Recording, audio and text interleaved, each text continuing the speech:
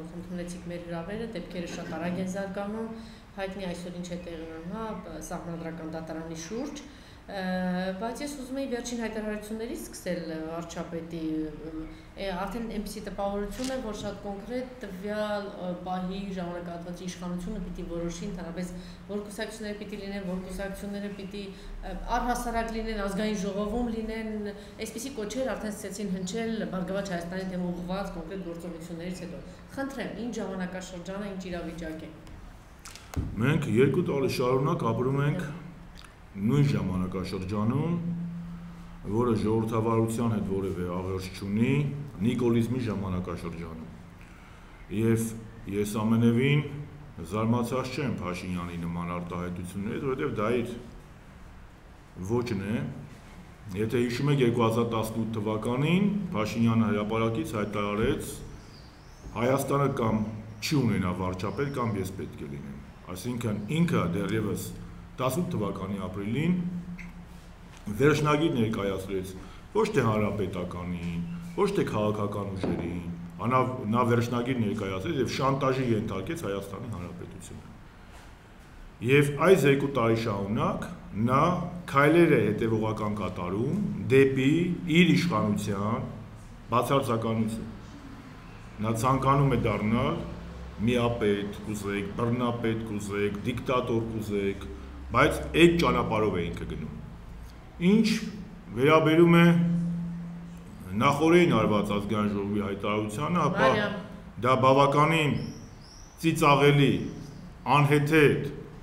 հակաժողովրդավարական ու հակապետական հայտարարություն էր։ Դա հայտարարություն էր, որը բնորոշ է, օրինակում ասեմ, Ներոնին, Կալիգուլային,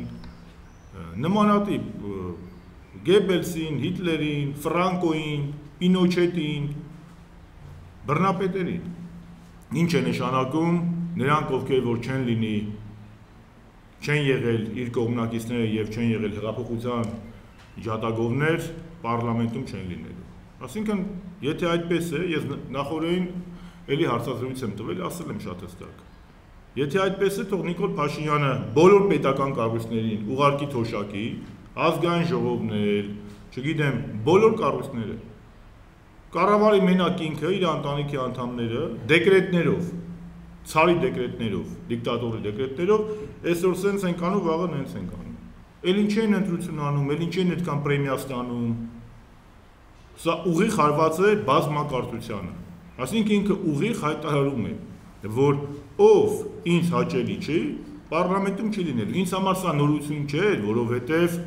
2018-ի դեկտեմբերյան պարլամենտական ընտրությունները այդ ժանրից էին։ Պարզապես այն ժամանակ ամբողջ մեքենան ռեժիմի պայքարում էր հանրապետական կուսակցության դեմ։ Հիմա, քանի որ գնալով դժգոհողների քանակը ավելանում է, եւ որպես կուսակցություններ, եւ որպես անհատ գործիչներ, Փաշինյանը մատ է թափ տալիս արդեն իր երբեմնի դաշնակիցների վրա։ Ես ուզում եմ իրեն հարց տամ։ Բա եթե ազգային ուժերը չեն լինելու, ով է լինելու։ Տրանսգենդերները, գոմիկները, աղանդավորները, եկեղեցու վրա հարձակվողները, սորոսականներն ու գրանտակերները։ Այսինքն Նիկոլ Փաշինյանն ասում է եւ ընդդիմությունը եւ իշխանությունը ես եմ որոշելու ով է լինելու։ Սա ուղիղ ճանապարհ է դեպի բռնապետություն եւ ես ուզում եմ խոսքս ուղղել մեր հանրությանը, մեր հանրության առողջ հատվածին։ Անկախ կուսակցական պատկանելությունից, հեճեական չի ես հանրապետական եմ, մյուսը բարգավաճ է, մյուսը դաշնակցական է։ Նրանք, ովքեր որ ուզում են ապրել ժողովրդավարական Հայաստանում, պետք է համախմբվեն եւ պայքարեն։ Խնդիրը սրա մեջ է։ Եվ Փաշինյանի նման արտահայտությունները ուղղակի խոսում են ա. նրա քաղաքական գործիչ չլինելու մասին, բ. նրա դիկտատորական ամբիցիաների մասին։ Հաջողելի է պարոն Շարմազանով իրեն, թե ոչ։ Միգուցե կարճաժամկետ հեռանկարում հաջողի, բայց երկարաժամկետ հեռանկարում ոչ, որովհետև հայ ժողովուրդը, Հայաստանի քաղաքացիները չեն կարող լեթարգիական քնի մեջ լինել հավերժ, չեն կարող այդ էյֆորիկ տրամադրության մեջ լինել հավերժ։ Դուք հասկանում եք ինչ է կատարվում։ Մենք օրեկան ունենում ենք 15-ից 20 մահեր։ Մենք ունենք 500-ից ավելի մահ։ Մենք ունենք 22,000-ից ավել դեպքեր։ Մենք տարածաշրջանում ռեկորդակիր ենք կորոնավիրուսի թվով։ Եվ դրա միակ պատասխանատու Նիկոլն է։ Ես էմոցիոնալ հայտարարություն չեմ անում, ես շատ հստակ եմ ասում։ Երբ տարածաշրջանի երկրները արդեն վարակված էին կորոնավիրուսով, եւ նրանք արդեն քայլեր էին ձեռնարկում կորոնավիրուսի դեմն առնելու, Նիկոլ Փաշինյանը կամ հանրահավաք էր անում, կամ հանրաքվե էր անում, կամ առանց դիմակի շրջում էր փողոցներում եւ ժողովրդի հետ սելֆի էր անում, կամ ծառի էր թռնում եւ կեռաս էր հավաքում, էս է եղել դրա գործը։ Հիմա եկել է ժողովրդի վրա մուննաթ է գալի։ Իսկ Վրաստանի վարչապետը մի հատ համեմատ է, քանի լայվ է մտել Վրաստանի վարչապետը այս ընթացքում ու քանի լայվ է մտել Հայաստանի վարչապետը։ Եվ 500-ից ավելի մահ ունենք, մարդը հենց այլան ցինիկաբար պահում, ոնց որ ոչ մի բան չի եղել։ Ընդդիմության վրա է հարձակվում, երեք մամուլի վրա էր հարձակվում, ընդդիմությունն ինչ կապ ունի, այնքեր։ Մարտի 13-ից ընդդիմությունը դեռ չկար արտակարգ դրություն, համերաշխության եւ կոնսոլիդացիայի կոչ արել պետության շուրջ։ Կանգնել ասել ենք այսօր ներքաղաքական տարաձայնությունների ժամանակը չէ, մենք պետք է համախմբենք, որովհետև Հայաստանի առջև կա լուրջ սպառնալիք, դա կորոնավիրուսն է։ Ինքը ինչ արեց Նիկոլը, սա մասուդ արեց, գաղտնալսման մասին օրենք բերեց, Ծառուկյանի վրա գործ հարուցեց։ Ես հասկանում եմ իր երեկվա այդ նոպայի պատճառը։ Այդ պատճառը Ռոբերտ Քոչարյանի ազատ արձակումը, Ծառուկյանի չկալանավորելը,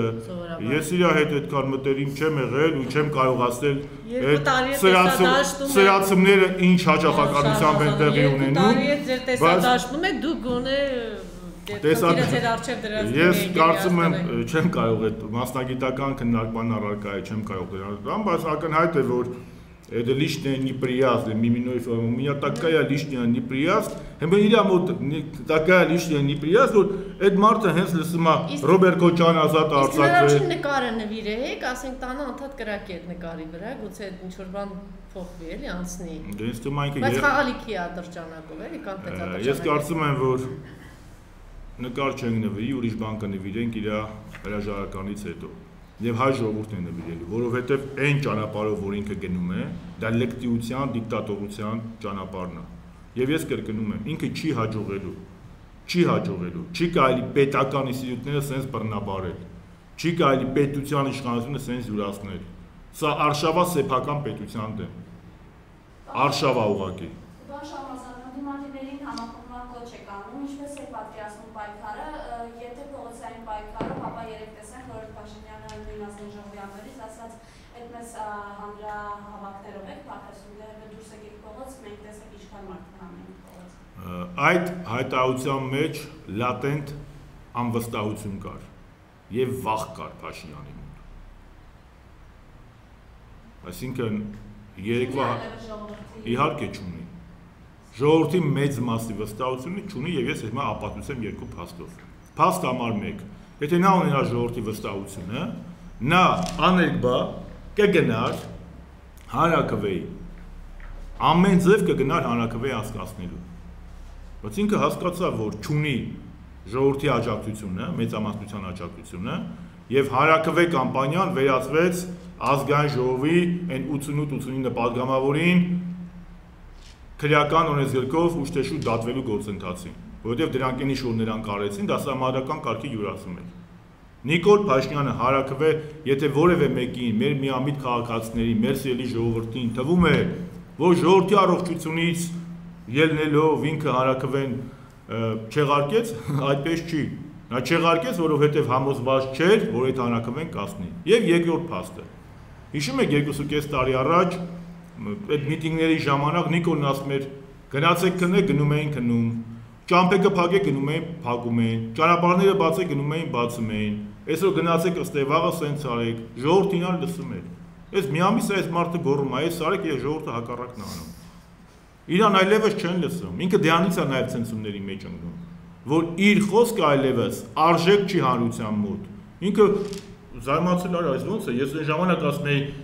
Այսօր կգնաս տուն, ամուսնուդ համար ճաշ կսարքես, կանայք գնում էին, տղամարդիկ կգնաս տուն, երեխաների դասը ստուգես գնում էին, երեխաներ վաղը կգնաք դպրոց դաս կսովորեք, խելոք անում էին, ճանապարհներ էին փակում, հիմա այս ինչ ա եղել, այդ կախարդական փայտիկը չի աշխատում, կոտրվել է Նիկոլի կախարդական փայտիկը, սա է ամբողջ փաստը, դրան գումարած նաև ընդդիմության համախմբումը, ինչ վերաբերում է նրա հայտարարությանը, դա վարչապետի հայտարարություն չէր, դա կներեք պետությունը չսիրող, ես չեմ ուզում նախ իր այդ մակարդակին իշտեմ, հա, այդքան էլ իշտեմ, չեմ կարող այդքան իշտեմ, որ իր բառապաշարով իր հետ խոսեմ։ Ես ամաչում եմ, որ իմ պետության գործադիր իշխանության ղեկավարը նման բառապաշար է օգտագործում ու քաղաքակրթությունից հեռու մարդ է։ Ամբիոնից կանգնում ասում է, դուք մեզ կրթությանով բան արեք, այլ դու ես կրթությունից խոսում։ Երկու տարիակով բառապաշար, երեխեքը քեզից բացի քֆուրից, բացի ասֆալտին փռելուց, բացի ճղճղոցից, լաչառությունից ինչ պետք է սովորեն։ Դու պետության ղեկավար ես, ինչ օրինակ ես ծառայում։ Եվ երեք Նիկոլ Փաշինյանը ուղղակիորեն քաղաքացիական բախումների ու պատերազմի կոչ արել։ Որը դուք պատկերացնում եք Դոնալդ Տրամպը, այո, դուք պատկերացնում եք Դոնալդ Տրամպը, հիմա իր մոցևամորտերը իր դեմ պայքար են անում, ինքն իր կոմունակիստներին ինչի կոմունակիստ չուներ Տրամպը, ասել դավա ժողով, դե դուք եկեք սևամորտերի հետ կռիվ արեք։ Սա քաղաքական շիզոֆրենիզմ է, հասկանում եք, ոնց կարելի է երկրի վարչապետը, որը ասում է 3 միլիոն վարչապետ կա։ Արա դու ով ես, որ մի վարչապետ դու ես, մեկը նա է, բայց դու ով ես, այն վարչապետին նրա դեմ ոնց ես միտինգ անում։ Բա դու ասում ես ես վարչապետ եմ, դու էլ ես վարչապետը։ Մի վարչապետն ասում է աղբետ ջան, ես քո հետ դու ինձ խաբել ես, ես ուզում եմ քո դեմ միտինգ անեմ։ Սա ուղղակի քաղաքացիական բախումների տանող հայտարարություն է, որը անհետևանք չի մնալու, չի կարելի նման ձև, ասկի Նիկոլ Փաշինյանը 2.5 տարվա ընթացքում այդպես էլ չգիտակցեց, որ ինքը ոչ բարով վարչապետ է, բոլորի վարչապետն է, իմն էլ ձերն էլ նույնիսկ, ինչքան էլ մենք իրան քննադատենք, ինքը դա պետք է գիտակցել, բայց ինքը դարձել է պրեմիա ստացող պատգամավորների, իրեն ծառայող խմբակների վարչապետը միայն, վարչապետը չէ, ֆյուրերը Վարչապետերը ունեն պետական մտածողություն, երեկվա այդ հայտարարությունից, մենք էլ սոցիալական բունտ կանենք, մենք էլ էս կանենք, ինքը նեո-բոլշևիկ է, ինչպես բոլշևիկները կուլակաթափություն արեցին, նույնը ինքն է անում։ Ես միշտ զարմացել եմ, էլի ասում եմ, լավ է 37 թվականին, բա որ Չարենցին տանում էին, Բաքունցին տանում էին, Աղասի Խանջանին բերյան խփում էր, լավ է հանրության մեջ չկային մարդիկ, որ կանգնեին իրենց բողոքի ձայնը անեին։ Նույն բանը հիմա է անում, մարդը ասում է ոնց է քաղաքական դիակ, դու քաղաքական դիակ նրանք են, ովքեր Ալիևին կառուցողական ու կիրթ են անվանում։ Պատմությունը ցույց տվեց, որ Նեժդեհին, Դելոյին, Սիմոն Վրացյանին, Աղասի Խանջանին, Չարենցի մերժողները դարձան քաղաքական դիակ։ Պատմությունն է ցույց տվել, ես ասում եմ, միգուցե ինքը կարճաժամկետ հեռանկարում ունենա որոշակի հաջողություն, բայց երկարաժամկետ հեռանկարում չի կարող ունենալ։ Հայ ժողովուրդը դա հայկի ժողովուրդն է։ Սա այն ժողովուրդն է, որը Բելին է հաղթել, սա այն ժողովուրդն է, որ Ավարայր է տվել, Սարդարապատ է տվել։ Կամ դուք արա չեք ամաչում, դուք ինչ դուք թասիվ նամուզ, ես չեմ կներեք, որ տենց եմ ասում, էլի։ Դուք հունիսի 24-ին, որը հաղթանակի 75-ամյակի շքերթի օրն է, դուք Բաղրամյան պողոտայից մեր մարշալների նկարը հանում եք։ Դա ուղղակի անարգանք է հայ ժողովրդի մասնակցությանը։ Հայ ժողովուրդը ամենամեծ ռուսներից եւ բելարուսներից հետո ամենամեծ տոկոսային ամենամեծ մասնակցությունն է ունեցել այդ հաղթանակում։ Մեր Թամանյան դիվիզիան Բերլինի Ռեստագի դեմը քոչարի ապարել։ Մենք 4-ից ավել մարշալ ունենք, ավելի ճիշտ 5-ը 5-րդը ստացել է պատերազմից հետո։ 4 մարշալ, 1 ադմիրալ, 27 փառք իշխանանշանակիր, 100-ից ավելի հերոսներ, 2 կրկնակի հերոս։ Ամը երկրորդը ռազմաճակատ է գնացել։ Ու ինքը չի գնում Մոսկվա, չի գնում, որովհետև ինձ թվում է ինքը բոլոր միջազգային կարևոր խաղացողների հետ հարաբերությունները փչացրել է։ Ես խնդրում եմ որևէ մեկը թող ինձ ասի մի ոլորտ, արտաքին քաղաքական կլինի, ներդրումներ կլինեն, սոցիալական կլինի, տնտեսական կլինի, որտեղ Նիկոլ Փաշինյանը հաջողել է։ Մի բան էլ ասեմ եւ ասենք այլ հարցի եթե կունենաք։ ինքը որտես գլուխ էր գովում, ասում էր, հենց հանրապետականները չլեն, այն Շարմազանովը հենց չլինի, դու տեսեք այդ ներդրողները դրան ազգային ժողովի դրան, այն այրոպորտում սպասում են, հենց սա չլի է Շարմազանովը կամ հանրապետականները չեն, հոբիատ ներդրումներ չի գալու։ Արա ուր է այդ ներդրումները, այ ընկեր։ Ռոբերտ Քոչյանի համար մի րոպեում $4 միլիոն հավաքեցին մարդիկ։ $4 միլիոն, համոզված եմ որ 40 պետք գներ 40 կհավաքեին։ Քո համար 2.5 տարվա ընթացքում $4 ներդրում չի եղել։ Կրկնում եմ, երկրորդ նախագահի համար $4 միլիոն են հավաքել, որ կոչով հանդես էլ չեկել երկրորդ նախագահան։ Նիկոլի համար $4 ներդրում անող չկա։ Ու ժողովուրդ ջան, քանի դեռ սա այս մարդն է լինելու մեր պետության վարչապետը, ոչ մի լավ բան մի սպասեք։ Տնտեսությունը քանդվել է։ Ինքն էլ չի ասում 71,000 աշխատատեղ արդեն կրճատվել է։ Կյանքում ինքը մի աշխատատեղ ստեղծել է, որ արդեն 71,000 կրճատվել է։ Երեք էլ է մուննաթա գալի մամուլի վրա։ Ասում այդ սահմանափակումը ես պետք է չհանեի, ասում մամուլն է մեղավոր էլի, որ բանա, ինքը հանրակրվե էր անում, սամասուդով էր զբաղված, ծառի թղթում կեռաս էր հավաքում, ժողովուրդը վարակվում էր, մամուլն է մեղավոր։ Այդ Վրաստանում մամուլն ազատ չի, բա ինչի տես չեղավ։ Տենց եղավ, որովհետև Վրաստանի վարչապետը եւ իշխանությունը զբաղված է եղել կորոնավիրուսի դեմ պատերազմով, իսկ Նիկոլ Փաշինյանը սամասուդ անելով, սելֆիներ անելով եւ լայքեր հավաքելով։ Բանշարմոզում կներեք իհարկե, բայց երեք նաեւ ասում էր մամուլի հետ կապված, ասում էր գարշահոտություն տարածող քաղաքական ուժեր են, որոնց ձեռնտու է որ Հայաստանում վարակակիրների թիվը աճի, մահերը աճը։ Նաեւ այս հարցում էր էլի մեղադրում բոլոր ընդդիմադիրներին։ Ես հասկացա ձեր հարցը, հիմա պատասխանեմ։ Նախ ասեցի, ես մեծ ցանկության դեպքում չեմ կարող իր մակարդակին, մակարդակ չկա, չմակարդակին իջնել ու պատասխանել նույն բառապաշարով։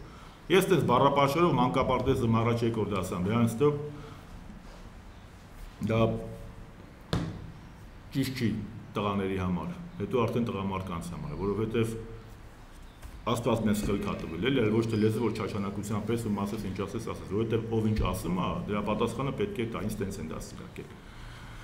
Երկրորդը ինչ վերաբերում է ընդդիմությանը, ես ուզում եմ ձեզ հիշեցնել, որ ընդդիմադիր բազմաթիվ ուժեր եւ գործիչներ ոչ միայն համերաշխության եւ կոնսոլիդացիայի կոչ են արել ի տարբերություն Փաշինյանի, որ ուսամասուդով էր զբաղված, այլ կոնկրետ փաթեթներով առաջարկություններ էին ներկայացնում կորոնավիրուսի դեմ պայքարում։ Հրանտ Բագրատյան, Արմեն Գևորգյան,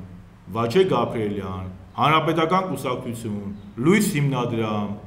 Հայ հեղափոխական դաշնակցություն, Բարգավաճ Հայաստան, էլի կան ուժեր։ Այդ մարդիկ մենք բոլորս ներկայացրել ենք, առաջարկություններ ենք ներկայացրել։ Եվ ամիսուկես 2 ամիս շարունակ որևէ գրեթե ակտիվ քաղաքական գործունեություն չենք կրծավորել։ Բայց դրա փոխարեն ինչ ենք ստացել։ Այս մարդը արտակարգ դրությունը օգտագործել է ոչ թե կորոնավիրուսի դեմ պատերազմը հաղթելու կամ մարդկանց առողջությունը բարելավելու, այլ սահմանադրական դատարանի վրա հարձակվելու, սահմանադրական կարգը տապալելու եւ Հայաստանի Հանրապետությունից դեպի նիկոլապետության վերածելու։ Սա է։ Իսկ ինչ վերաբերում է գարշահոտությանը, մի քանի հեռուստաընկերություններին կարող է ինքի նկատի ունեցել այն իշխանական մի քանի հեռուստաընկերություններ կան, որտեղ առավոտից իրիկու Գրանտակեր, Սորոսակյան, տենց դրանք են խոսում։ Եթե դրանց այն նկատի ունեցել, իրար գործն է։ Նշում է, որ սահմանադրական ճգնաժամը այլևս ավարտված է, ինքը վերադառնում է աշխատանքի, շնորհավորում է պատմական այսպիսի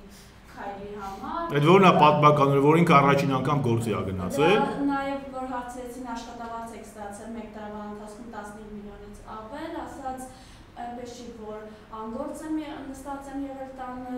նախագծեր եմ մշակել։ Ինչ նախագիծ է մշակել։ Որը առաջիկայում իր նոր կազմի հետ։ Կարող է նախագիծ է մշակել պարլամենտում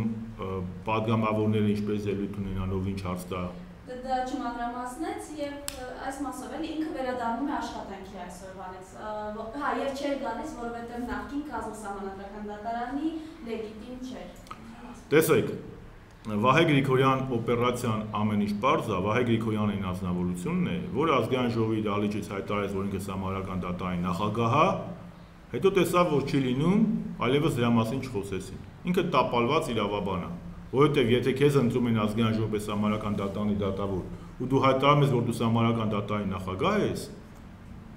Սա արդեն ձեռառնոցի է Հայաստանի Հանրապետության ու Սահմանադրությանը։ Երկրորդ, եթե դու ընտրվել ես, եթե դու մեր ժողովրդի հարկերով աշխատավարձը ստացել ես ու որևէ բան չես արել, դուք բարոյականություն ունեցեք, գոնե ասեք, հա աշխատանքի չեմ եկել, ստացել եմ, ես չգիտեմ ինչ եմ արել։ Ես չեմ ուզում էլի այդ ձևի մարդկանց մասին խոսել կամ նրանց գործելավոճի։ Ինչ է լեգիտիմության խնդիր ունի։ Այսօր կրկնում եմ, միակ պետական ինստիտուտը սահմանադրական դատարանն էր, որը կարող էր օրինական ճանապարհով Նիկոլ Փաշինյանի բռնապետական քայլերի դեմն առնել։ Այն ինչ որ տեղի ունեցել ազգային ժողովում, դա իշխանության յուրացում է։ Իրավաբանները դրա մասին խոսել են եւ դա շատ հստակ է, իշխանության յուրացման, նրանք դրա իրավունքը չունեին։ Երկրորդ, իրավաբանական հանրությունը երեք շատ հստակ ներկայացրեց եւ Գևորգ Կոստանյանը դրա մասին խոսեց եւ Արփինե Հովհաննիսյանը խոսեց եւ Ռուբեն Մելիքյանը խոսեց եւ մինչ այդ սահմանադրական դատարանի 4 դատավորների հայտարարությունը եղավ եւ Ալվին Ագյուլումյանը մինչեւ այդ խոսեց եւ Հրաչ Տոմասյանը,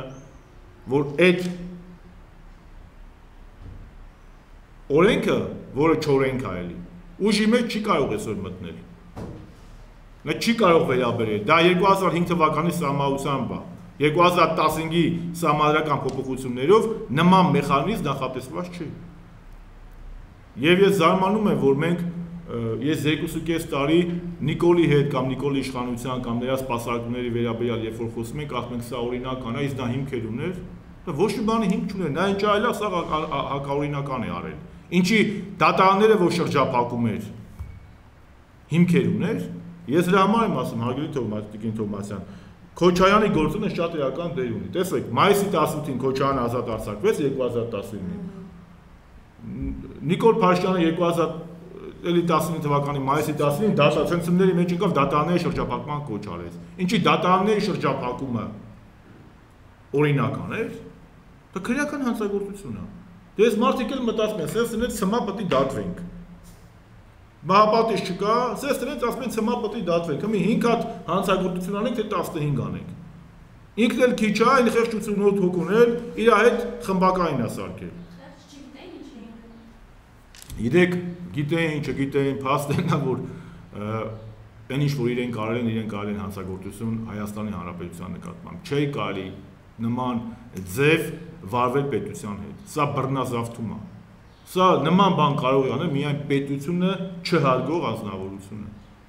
Այդ ինչ պետք է դու անես։ Ես ուզում եմ հարց տամ, էլի, այդ մեծամասնությունը գործադիրը քո ձեռն է, օրենսդիրը քո ձեռն է։ Այդ ինչ ուրեմն կեղծ ոչ պետականամետ, այդ ինչ մտքեր դու ունես, այդ ինչ ծրագրեր ունես, որ վախում ես որ սահմանադրական դատարանը չի անելու դա։ Հակասահմանադրական է ճանաչելու։ Հələ մի հատ մտածեք, դա Արցախի հետ կապ ունի, Ցեղասպանության հետ կապ ունի, Ստամբուլյան կոնվենցիայի հետ կապ ունի, ավանդական ընտանեկան արժեքների հետ կապ ունի, եկեղեցու հետ կապ ունի, ինչի հետ կապ ունի։ Ես արդեն սա եմ մտածում։ Սրանց հաջորդ քայլը ո՞րն է լինելու։ Ակնհայտ է, որ ինքը հաջորդ քայլը լինելու է այն կուսակցությունների գործունեության կասեցման միտված աշխատանքները, որոնք խանգարում են իրան։ Բայց ինքը չի հասկանում, որ հայ ժողովրդի արգանդը շատ բեղմնավոր է։ Շարմազանովը չլինի, մեկ ուրիշ Պողոսյան կլինի, Քոչարյանը չլինի, Մանուկյան կլինի, օրինակ պայմանական անուններ եմ ասում, էլի։ Մարդիկ ինչքան պետք է լավ օրը այսքան հիվանդացումներ լինի, 500-ից ավել մահ լինի, արտակարգ դրությունը դու օգտագործես քո պետությունը sense թույլատնելու։ Նիկոլ Փաշինյանն էր խոսում Հայաստանի ադրբեջանացումից, ինքը պատմության մեջ մնալու է որպես Հայաստանը սուլթանատի վերածած գործիչ։ Սա Հայաստանի ադրբեջանացումը եւ բոլոր ազգային ուժերը պետք է համախմբվեն, որպեսզի թույլ չտան Հայաստանի ադրբեջանացումը եւ բոլոր օրինական ճանապարհներով, այդ ճանապարհները կան։ Լուսավոր հարց ունեք, խնդրեմ։ Այո։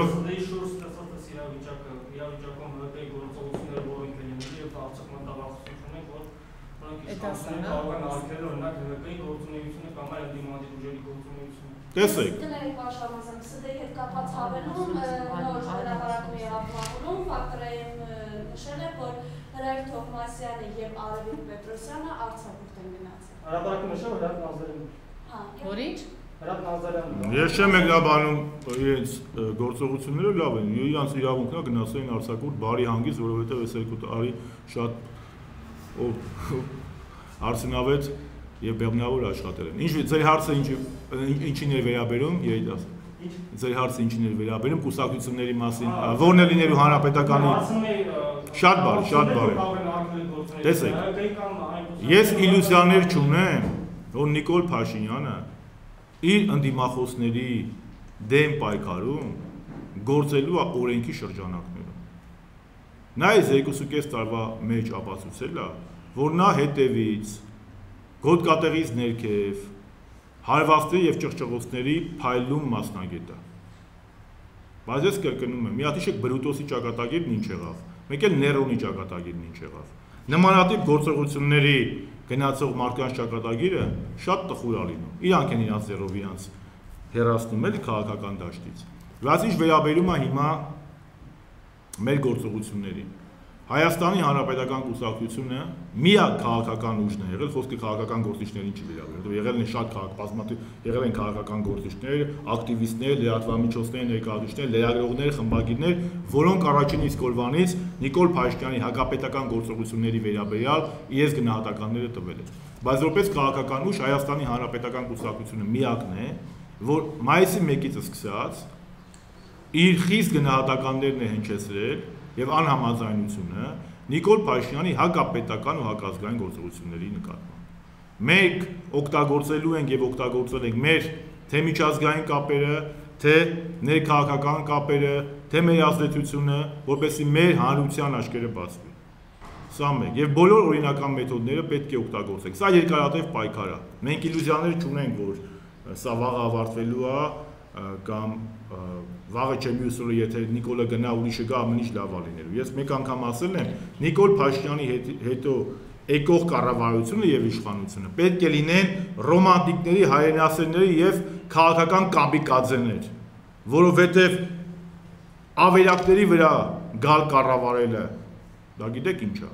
ինքը ավերել է ամեն ինչ։ Ինչ վերաբերում է հանրապետական կամ այլ կուսակցությունների դադարեցումը, եթե Նիկոլ Փաշինյանը ապօրինի կարա Ռոբերտ Քոչարյանին կալանավորի, ապօրինի գործահոսի Սերժ Սարգսյանի վրա, ապօրինի հարուցի իրեն քննադատող բազմաթիվ գործիչների վրա, դա էլ կարող անի։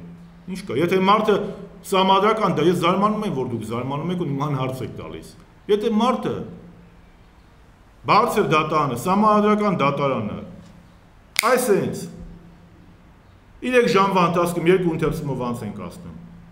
Սրանք վունդերկինդ են, ես ես չգիտի, լուրջ եմ ասում։ Այս սրանք վունդերկինդ են, սրանք այդ Նոբելյան մրցանակ պետք է տալ։ Կամ Գինեսի գրքում գրել 3 ժամվա ընթացքում սահմանադրական բարեփոխում են անում 2 ընթերցումով։ Առանց հանրային լսումների, առանց քննարկումների։ Ստալինի ժամանակ այս բան չի եղել։ Վիշինսկին, որ գալիս է մեկին բռնելու կամ ինչ-որ բան, գոնե տակը թուղթ են դնում։ Ես համոզված եմ միգուցե SS-ում էլ չի եղել, գեստապոյում էլ գոնե տակը մի բան դրել են։ Սահմանադրական բարեփոխում ես անում 3 ժամում, 2 ընթերցումով անց ես կասնում։ Լուսավոր Հայաստանի քայլերը հա ոնց էին գնահատել, որովհետև հատկապես Լուսավոր Հայաստանի մոտից հաստաբանների հետվանից հետո շատերն ասում են պետական գործի, որ իր անձից բարձր դասեց, հա, ինստիտուտը գլխավոր դատական համակարգը։ Լուսավոր Հայաստան շատ բարի, շնորհակալ եմ Տիկին Թովմասյան։ Դուք ասացիք Լուսավոր Հայաստանի քայլերը, ես այնտեղ քայլ չտեսա, ես տեսա հետ քայլ։ Նահանջ երկով։ Լուսավոր Հայաստանի գործողությունները ես կանվանեմ նահանջ երկով։ Նահանջ ակնհայտ է, երկն իրանց այդ ասուլիստերն են, էլի, որ ուզում են սվաղեն, փորձեն ինչ են արել։ Ես ասել եմ 2 օր առաջ գրել եմ, որ վիճակը նետված է, կամ դու պետք է ասնես Ռուբիկոնը եւ կանգնես հանրապետության կողքը, ինքնիշխանության ու պետականության ու ժողովրդավարության կողքը, կամ պետք է դառնաս Նիկոլ Փաշինյանի ռեժիմի սպասարկում։ Ափսոսանքով պետք է նշեմ, որ Լուսավոր Հայաստանը ընտրեց Նիկոլ Փաշինյանի ռեժիմի սպասարկողի դերը։ Ինչ այնտեղ հիմնավորում իրենք ուզում են բերել մի բան ակնհայտ է, որ լինում են կյանքում պահեր, երբ որ դու կամ պետք է ընտրես։ Դու չես կարող 3-րդ ուղի գնաս, 4-րդ ուղի գնաս։ Կիսա ներողություն, հայտնի հռետորն ասում է, չէ, կիսահաղի չի լինում, էլի։ Դու կամ ստեղես, կամ ստեղես։ Դե լինում է փաստորեն։ Փաստորեն լինում է, իրենց նոր Հայաստանում ոնց որ տրանսգենդերել է լինում, էլի, բայց ես չեմ ուզում որ քաղաքական Դե ես չեմ բայց պետք է քաղաքական տրանսգենդերիզմը չպետք է կարևոր չպետք է մեծ ծիլեր տա Հայաստանում։ Ես ցավում եմ, լուրջ եմ ասում, որ ոչ թե Էդմոն Մարուկյանի համար եմ ցավում կամ լուսավոր Հայաստանի։ Ես տենց կեղծ բարեպաշտական բաներով եւ փարիսեցիություն չանեմ, յուրաքանչյուր քաղաքական կուսակցության գործն է ինք ինչպիսի որոշում կայացնի, բայց այն որոշումը, որ իրեն կայացրեցին, դա դեմ էր Հայաստանի Հանրապետության շահին, դա դեմ էր ժողովրդավարությանը եւ դա ուղիղ ճանապարհ էր դեպի Նիկոլի Գրպանի սրտի ընդդիմություն դառնալը։ Եվ երբ որ Նիկոլ Փաշինյանն ասում էր, որ սա կլինի պարլամենտում, սա չի լինի, բնականաբար այդ օրն է որոշվել ով կլինի Նիկոլի ցուցակում այդ պարլամենտում, այդ պարլամենտը Մուկուչյանին ինչ եք աշխատավարձ տալի, կենտրոնական տեղական հանձնաժողովին ինչ եք պահում, այդքան հանձնաժողովի անդամներ։ Նիկոլ Փաշինյանն ասեք ինքը տնեցիկով հավաքվի, մի երկու օր բան կոֆե սուրճ Թուղթ ու գրիչը վեկանին գրեն, այսքան արդեն տենց է, էլի ոնց է։ Չէ, բայց ասել պետական բյուջեից։ Էլի չեք փող տալի։ Հիմա տնեցիկով հավաքվեք, գրեք, այսքան տոկոս, այսքան բան։ Նրանք ուր է ապրել։ Չէ, նայեք էլի աշխատավարձ տես տալիս է։ Դե հա ճիշտ է, մանավանդ որ մոդա է, չէ, հիմա չաշխատելով պրեմիա ստանալ։ Ինչ հեռանկար եք սպասում, տեսնում լուսավոր Հայաստանի համար։ Ես լուսավոր Հայաստանի ճակատագրով տենց բնավ մտահոգված չեմ, դա իրենց գործն է, ես տենց կրկնում եմ, փարիսեցիություն չանեմ, չէ՞ ես համացանցում տեսնում, տենց գրում են լուսավոր Հայաստանը, որպես ընդդիմություն, ես այ ախպեր ջան, երկրի դարդը թողած լուսավոր Հայաստանի դարդին եք, կամ մեկ այլ կուսակցության, ինձ անհանգստացնում է իմ պետության, ես ուզում եմ որ դուք սթափվեք։ Պետությունն են կորցնում, հասկանում եք։ Այս պետությունը դառնում է Նիկոլա պետություն, դիկտատուրա։ Ինչ ուզում անում այս մարդը։ Ոչ մի իրավական նորմ չի աշխատում։ Հասկանում եք ոնց են ձեռ առնում պետական համակարգը։ Վահե Գրիգորյանը մի տարի առաջ էր, բայց ես համարական դա, սա ոնց որ ես կանեմ, ասեմ ես Յուրի Գագարինն եմ։ Սենց է, ծիծաղում են, բայց այս ծիծաղելի վիճակում է հայտնվել մեր պետությունը։ Սենց են անում այս մարդիկ։ Ու մարդիկ հարյուրներով մահանում են, ոչ մեկի վեճի չի։ Հազարներով վարակվում են, Նիկոլը դու սա գալիս Սամիրյանի նույնն ա գալի։ Հա, ասում լրատվամիջոցներն ասում, այդ ազատությունը, որ արի Փաստորեն Աժելա Թովմասյանն է մեղավոր, այնտեղ այս դուք եք մեղավոր, լրատվամիջոցներն են մեղավոր, որ ժողովուրդ այսպես համատարած դիմակ չի կրում ու տենց Աժելա Թովմասյանն ինչ անի, որ Նիկոլը կերաս էր հավաքում։ Կարող ինքն է ուղարկել իրան կերաս հավաքելու։ Ես կարծում եմ մենք չպետք է անլրջացնենք, մենք պետք է գիտակցենք, որ մենք կանգնած ենք շատ լուրջ Ջրբաժանի առջև։ Շատ լուրջ։ Խոսքս ուղղում եմ ոչ միայն քաղաքական ուժերին, խոսքս ուղղում եմ բոլորին, ում համար թանկա Հայաստանի Հանրապետության ճակատագիրը։ Ես իշխանություն չեմ ուզում վերադառնամ, իշխանատենչությամբ չեմ տառապում, ասել եմ, այսպես չէ, այսպես կուշտ եմ։ Իմ խնդիրը, մեր բոլորիս խնդիրը պետք է լինի թույլ չտալ Հայաստանի ադրբեջանացին, որ վաղը միջազգային կառույցներում Եթե մեր խաղաթուղթ ենք ունեցել, ջոկեր ենք ունեցել, երկու ջոկեր ենք ունեցել, A. Հայաստանի կառուցողական մոտեցումները բանակցություններում եւ B. Ադրբեջանի հակաժողովրդավարական սուլթանատ լինելը։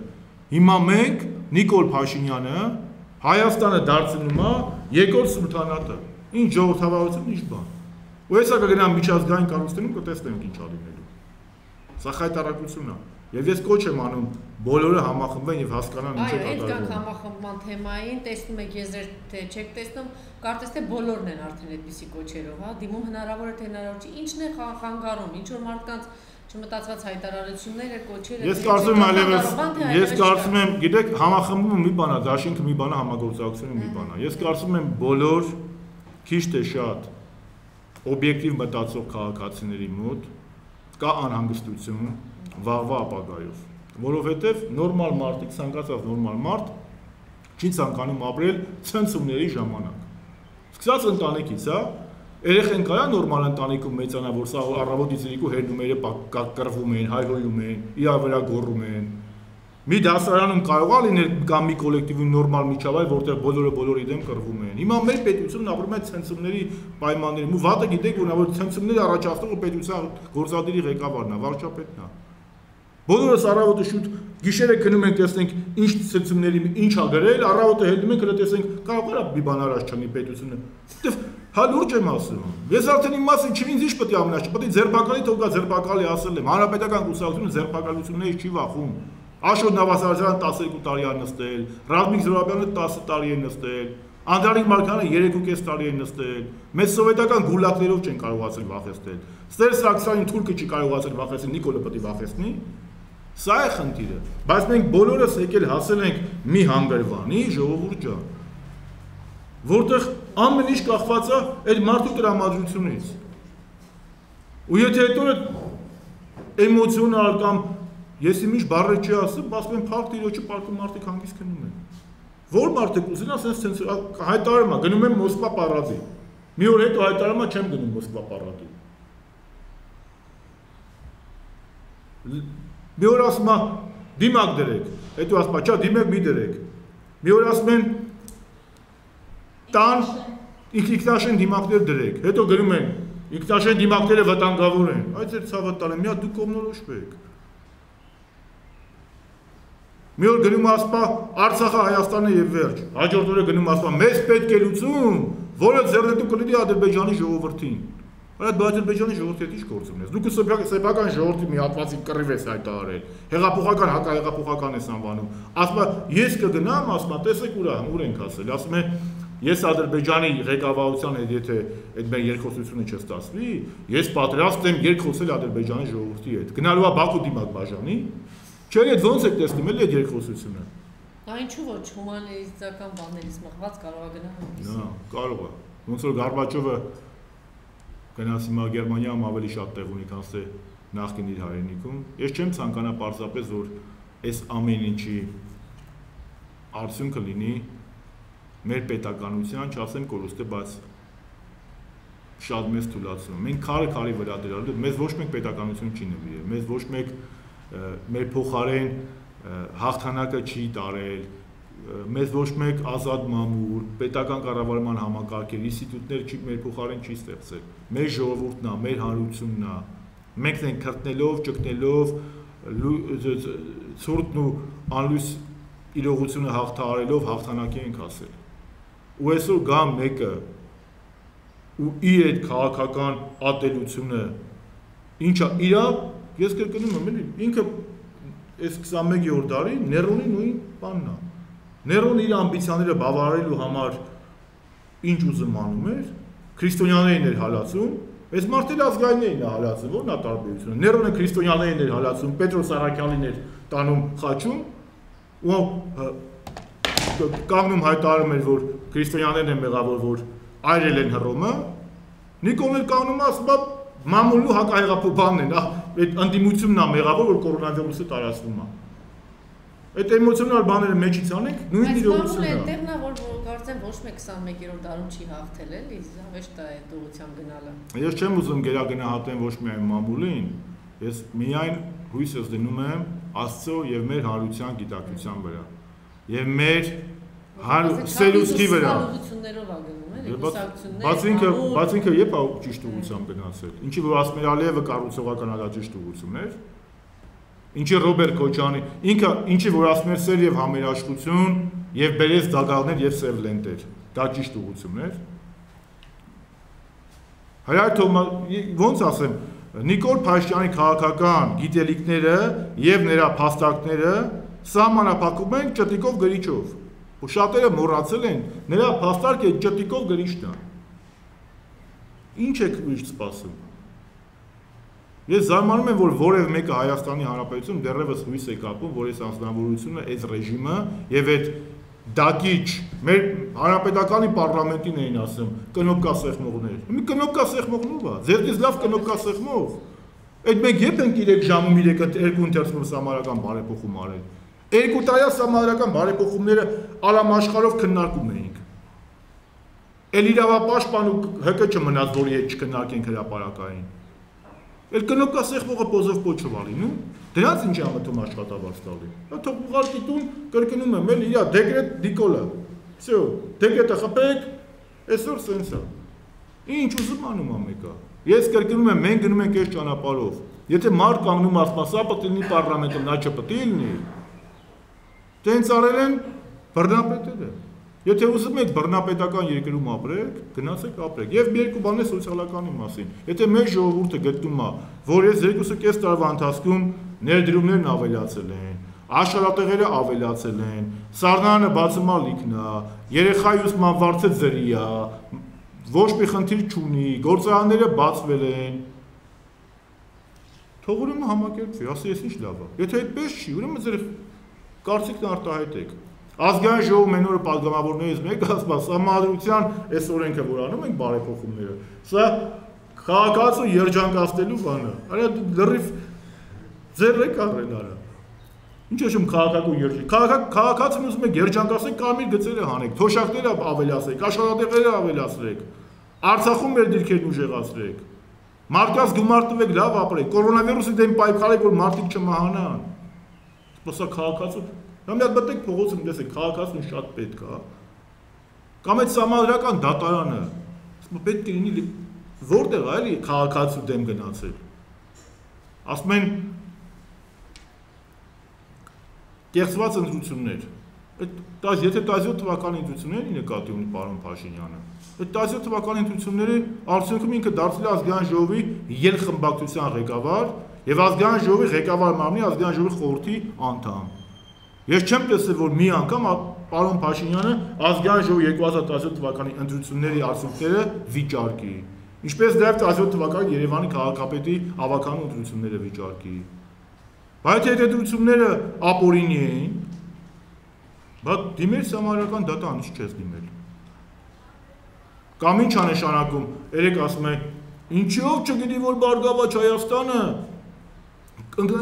ընտրակաշարք է բաժանել։ Բա որ մարդից ջուր էր ստանում, այդ վաղ չէր, այդ ժամանակ չգիտեիք։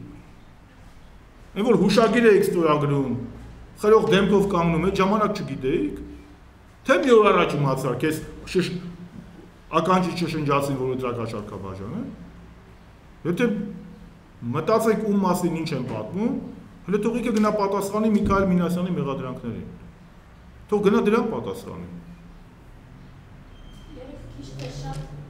փորձած ազգ։ Ինչ պատասխանես, վիրավորես, ինչ ուր ա դե պատասխան։ Իրան ասում են, այս բանը է դու արես, ինքը ասում է հիմարը դու ես։ Այդ է նրա պատասխանը, կամ Պոլին կպարկասնեն։ Եթե որևէ մեկը ինձ կարող է ցույց տալ, որ այս իշխանությունը եւ Նիկոլ Փաշինյանը որևէ ֆունդամենտալ հարցում փաստարկներ ներկայացրել են, թող փաստարկ ներկայացնեն։ Դուք փաստարկ լսել եք։ Ասում եմ, ընդդիմությունը ամիսուկես շարունակ համերաշխության կոչ էր անում, առաջարկությունները ներկայացնում, ես մարդը կանգնում ասում է, որ կորոնավիրուսը սենց տարածվում է, ընդդիմությունն է մեղավոր, մամուլն է մեղավոր։ Ընդդիմությունն է մեղավոր, որ Նիկոլ Ալիևին ասում է կառուցողական ու կիրթ։ Չէ, հարց եմ տալիս, էլի։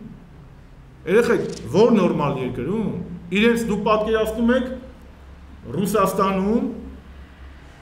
Կուտուզովին եւ Սուվորովին դավադիրուշ համարեին, իսկ Նապոլեոնին ու Հիտլերին ասեին, «Օ, կառուցողական եւ կիրթ»։ Պատկերացնում եք, երեխեք։ Դուք պատկերացնում եք մենք 18 թվականին Արամ Մանուկյանին եւ Թովմաս Նազարբեկյանին դավադիրուշ համարեինք, իսկ Վեհիբ Փաշային ու Թալիատ Փաշային ու Քեմալ Աթաթուրքին համարեին կառուցողական։ Նույն բանն անում, միած թափվեք։ Ինչ տարբերություն։ Այդ Ալիևը չի 16 թվականին սանձազերծել պատերազմը։ Այն Թալիշի պապիկ տատիկի վզդերը, որ կտրում էին Ալիևի հրամանով, չէր։ Այն մարդուհին, որ երեխան զոհվեց գնդակոծումից Ալիևի հրամանով, չէր։ Բայց ինչ տարբերություն էլի։ Եթե գրքերում կարդայիք, մի հատ Վասակսինին բաց սարքեցիք դավաճան, կոնկրետ հարց եմ տալիս։ Դուք պատկերացնում եք Արամ Մանուկյանին եւ Թովմաս Նազարբեկյանին կամ Գարեգին Նեժդեին 18-20 թվականներին դավաճան անվանեին, իսկ Ադրբեջանի եւ Թուրքիայի ղեկավարներին ասեին, սրանք կառուցողական են։ Մտածեք ժողովուրդ։ Մի մտածեք, որ ես եմ ասում, մենք ռևանշիստ ենք, ուզում ենք վերադառնանք։ Ռևանշիստը իրենք են։ Սա այլ ասեմ ու ավարտեմ։ Նիկոլ Փաշինյանի դեմքով Հայաստանում տեղի ունեցել ռևանշիստների հաջողություն Ղարաբաղյան առանցքը կա ու կմնա Ղարաբաղյան հարցը։ Այն ինչ որ տեղի ունենում կա երկու պատճառ։ Ղարաբաղյան հարցը մենք ունենք խայտարակ հետընթաց եւ բ հայ-ռուսական դաշնակցային հարաբերությունները զերոյացվել են, չունենք որևէ հարաբերություն։ Շնորհակալություն։